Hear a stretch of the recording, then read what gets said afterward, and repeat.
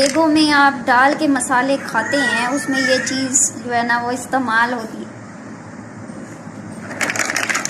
کیا آپ مجھے اس کا نام بتا سکتے ہیں یہ کیا چیز ہے؟